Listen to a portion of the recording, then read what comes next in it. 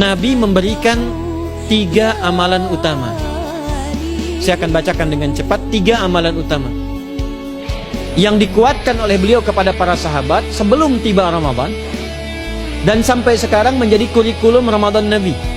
Jadi kalau ibu bapak ingin mengeluarkan kurikulum Ramadan Nabi, nanti bikin agenda saat Ramadan ya, supaya nggak pusing nanti. Kalau masuk hari pertama apa yang dikerjakan, hari kedua apa yang dikerjakan, subuh apa, siang apa, sore apa.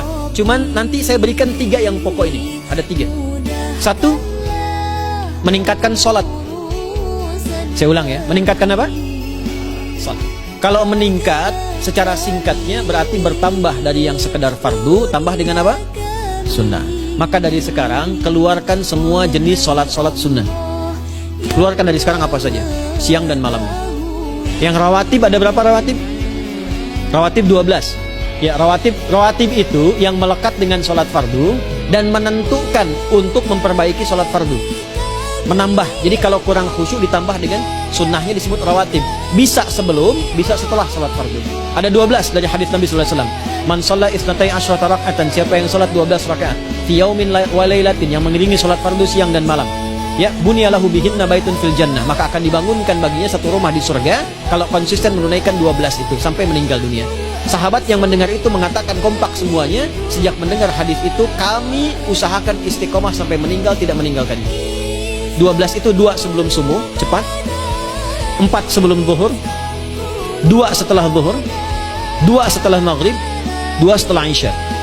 2 rakaat sebelum subuh, 4 rakaat sebelum zuhur. Kalau nggak bisa 4 rakaat karena terbatas waktunya, boleh 2 rakaat khusus untuk sebelum zuhur. Kalau nggak bisa 4, boleh berapa? 2. Dalilnya hadis Ibnu Umar radhiyallahu taala anhuma. Kata beliau, hafidtu asyra rakaatin, saya hafal 10 rakaat dari Nabi sallallahu alaihi wasallam salat sunnah. Maka menyebutkan sebelum zuhur 2 rakaat. Baik, jadi 12 ya. 2 sebelum subuh, 4 sebelum zuhur, 2 setelah zuhur, 2 setelah maghrib, 2 setelah isya. Ini yang disebut dengan rawatib. Jamak dari kata ratib. Di luar ini mutlak. Mutlak ini ada yang berdampingan dengan salat fardu, ada yang terpisah. Contoh yang berdampingan, 4 rakaat sebelum asar. 4 rakaat ini bukan disebut rawatib, tapi salat mutlak. Cuma waktunya berdampingan dengan salat fardu. Jadi dia nggak memengaruhi salat fardu, cuma punya keutamaan sendiri. Apa keutamaannya? Hadis Ibnu Umar radhiyallahu taala anhuma, ketika beliau menyampaikan qala Nabi sallallahu alaihi wasallam, rahimallahu ra'an shalla qabla al-asri arba'an. Allah akan menambahkan rahmat pada orang yang terbiasa salat 4 rakaat sunnah sebelum salat asar. Jelas ya? Baik. Kemudian apalagi setelah itu? Salat di antara 2 adzan dan 2 adzan ini, adzan dan iqamah. Ya, di antara adzan dan iqamah. Tahiyatul masjid. Apalagi misalnya salat duha. Duha dibagi 3. Awal duha itu kurang lebih 1,5 jam setelah salat subuh. Subuh sekarang misal 4:30, maka jam 6 muncul awal duha. Namanya syuruk. Saya ulang, salat apa namanya? Syuruk itu salat awal duha.